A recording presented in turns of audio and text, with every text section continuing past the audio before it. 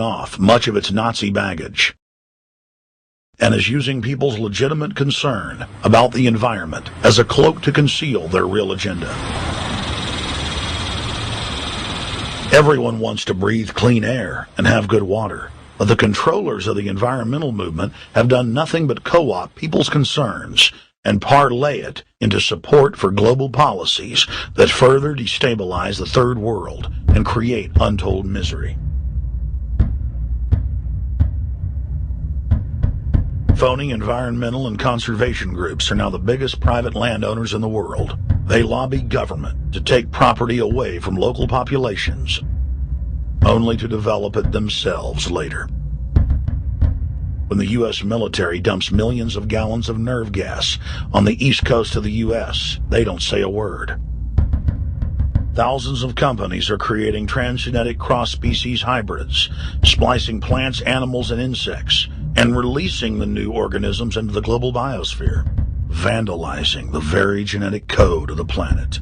And large environmental organizations do nothing.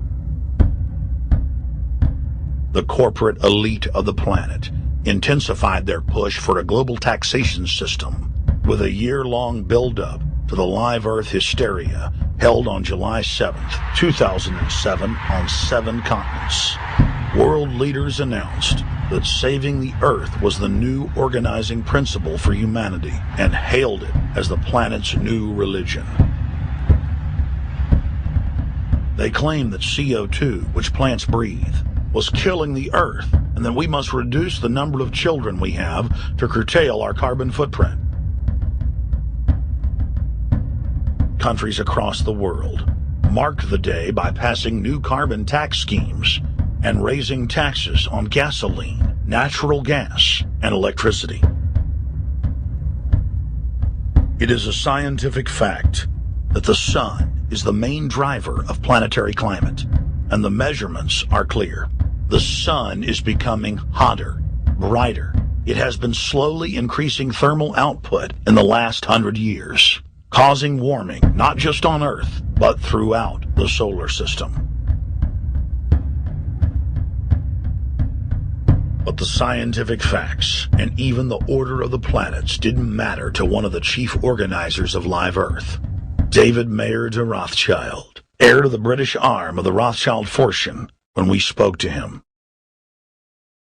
When I called Rothschild on the order of the planets, he just laughed, thinking the audience wouldn't get it.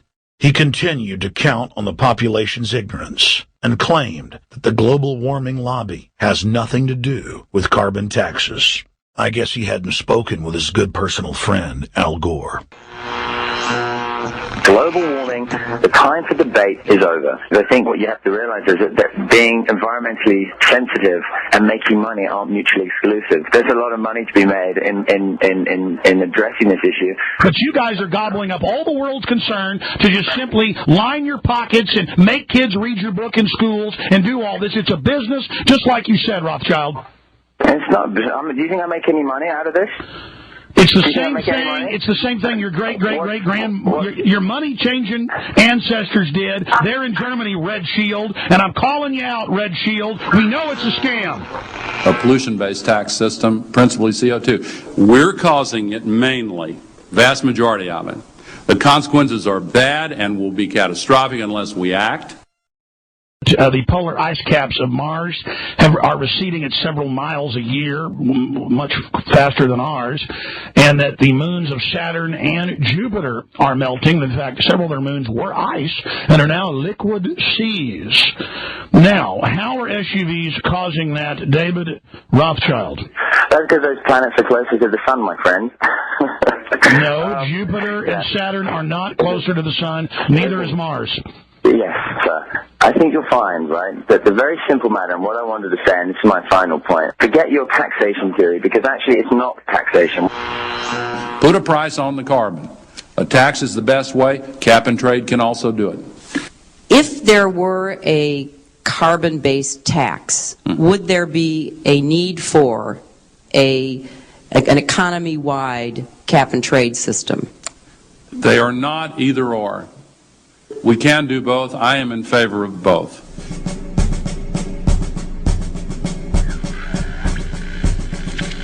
The architects of the New World Order are in a race to complete the structure of world government so they can suppress the independent development of technologies that threaten their monopoly of power, while at the same time steering new developments in the direction the architects chart for humanity. The technocrats call their governing system the final revolution because in the past, empires were enforced militarily. Now enforcement is primarily psychological and economic, and society itself is a construct of the elite who operate outside the controlled paradigm and control the civilization within, just as a child maintains the environment of a fish tank. We are like lab rats living out our entire existence, never questioning the confines of the cage or the scientists who experiment on us. New World Order engineers have hijacked human destiny. Its controllers have closely studied human behavior for more than 100 years and are now steering us with expert control, using our primitive drives and desires as levers. They have developed their mind control systems to the point of being able to control the average unconscious person like a car.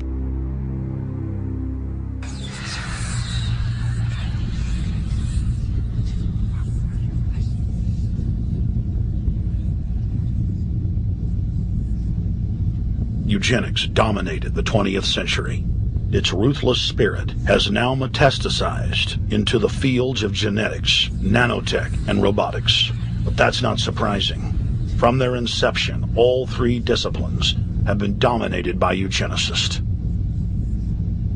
The billionaire founder of Sun Microsystems, Bill Joy, courageously went public in 2000 to warn of a cancerous consensus among the technocratic elite that at best humanity would be completely enslaved by the year 2030, and at worst, mass extermination of everyone but the elite would take place.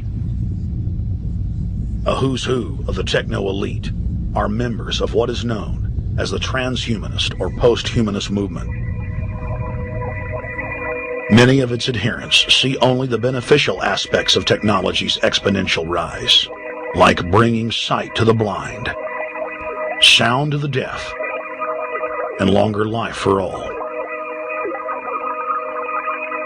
But what many of them don't know is that master eugenicist Julian Huxley founded transhumanism, and that society's controllers openly admit that the new system is designed to progress into absolute tyranny.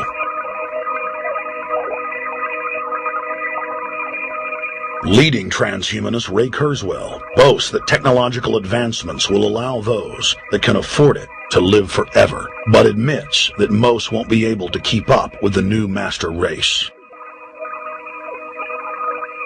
The drive for world government is now all about who will control and have access to radical life extension systems. Biological evolution is too slow for the human species. Over the next few decades, it's going to be left in the dust. Transhumanists believe that they will attain the fountain of youth by merging with technology. Now, it may be within their reach. Decades ago, transhumanists said that if you did not accept augmentation or enhancements, you would no longer be able to get jobs. And now it's happening today. The elite who occupy the commanding heights of digital reality are suicidal nihilists. Suicidal nihilists know that there is no longer any substantive purpose to their willing, but they would always prefer to go on willing than not to act at all. They can very happily ally themselves with the notion of nuclear holocaust or perfect exterminism. Technology has become so powerful in its capacity for destruction that free humanity cannot afford to let psychopathic technocrats with delusions of grandeur repeat the mistakes of their forebears, because it is highly probable that this time they may destroy everything, including themselves in their mad rush for godhood.